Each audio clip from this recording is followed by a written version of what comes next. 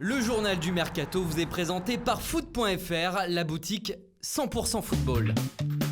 Bonsoir à tous, on commence notre journal du Mercato en Angleterre où le marché ferme ses portes dans 48 heures. Manchester City se dépêche donc de conclure ses derniers mouvements. Le club anglais serait proche d'un accord avec la Juventus pour le transfert de Joao Cancelo. En échange, les Bianconeri vont récupérer Danilo plus un montant de 30 millions d'euros.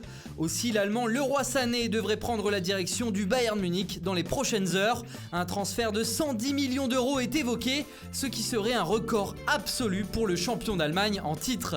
Concernant le dossier de l'ancien Marseillais Mario Balotelli, toujours libre en ce mois d'août, il pourrait y avoir une issue dans les prochains jours. L'Italien prendrait la direction du Brésil et de Flamengo qui lui propose un salaire de 4 millions d'euros par saison sur 2 ans. Ismaïla Sarr de son côté va bien quitter le Stade Rennais. Le club breton aurait accepté une offre de plus de 30 millions d'euros pour son international sénégalais de la part de Watford. À Monaco, c'est la grande braderie. Le tout jeune espoir Noah Massengo a ouvert la voie hier en signant pour l'Angleterre à Bristol. Le club monégasque récupère pas moins de 8 millions d'euros dans l'affaire. Ensuite, c'est l'international français Djibril Sidibé qui pourrait suivre. Le latéral droit serait tout proche d'Everton. Et jusqu'à présent, c'est un grand flou qui entoure l'avenir de Radamel Falcao à l'AS Monaco. Âgé de 33 ans, le Colombien dispose encore d'une année de contrat, mais l'ASM pense plus que jamais à sa succession, car son attaquant est courtisé par Galatasaray notamment. Le jeune Pietro Pellegrini, lui, pourrait servir de monnaie d'échange pour récupérer le portugais de l'AC Milan, André Silva, l'une des grandes priorités des dirigeants monégasques pour ce mercato.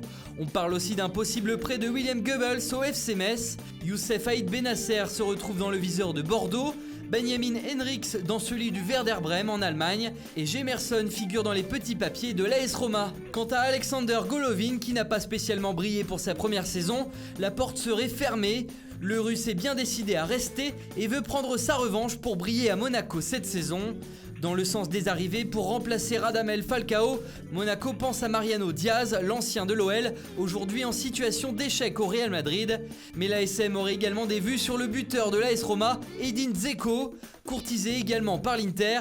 Et c'est officiel, aujourd'hui l'AS Monaco a enregistré le recrutement de Ruben Aguilar, le défenseur qui évoluait à Montpellier. Il a signé pour 5 ans. Neil Maupay file à Brighton, passé notamment par Nice et Saint-Etienne, l'attaquant français de 22 ans a quitté Brentford et s'est engagé pour 4 saisons avec Brighton. L'ex-défenseur de Chelsea Gary Cahill s'est engagé pour 2 ans à Crystal Palace. Wayne Rooney va s'engager avec Derby County comme entraîneur-joueur à partir de janvier 2020. C'est ce qu'a annoncé le club de 2e division anglaise. West Ham a mis la main sur Gonzalo Cardozo, âgé de 18 ans. Le prometteur défenseur évoluait à Boavista et a signé pour 5 ans. En France, Laurent Koscielny revient en Ligue 1 et signe à Bordeaux. Le défenseur international tricolore quitte Arsenal qui devrait recevoir environ 5 millions d'euros pour son transfert. La SSE a officialisé l'arrivée d'un international péruvien de Flamengo du nom de Miguel Trauco. Le latéral gauche rejoint Saint-Etienne jusqu'en 2022. Comme son président l'avait annoncé, le gardien de but Thomas Kubek quitte le Stade Rennais pour rejoindre le FC Augsbourg en Allemagne. Dans le sens inverse, Edouard Mendy signe à Rennes pour remplacer Kubek. Le portier évoluait jusqu'alors au Stade de Reims. Sidi Sarr rejoint le Nîmes Olympique. Le Sénégalais quitte la Berrichonne de Châteauroux pour revêtir le numéro 6 chez les Crocos. Et enfin, Youssouf Yazici s'est engagé au LOSC pour 5 saisons. Le milieu offensif international turc de Trabzonspor va coûter 16,5 millions d'euros aux Lillois. Voilà, c'est tout pour aujourd'hui. Bonne soirée à tous et rendez-vous demain pour de nouvelles informations sur le Mercato.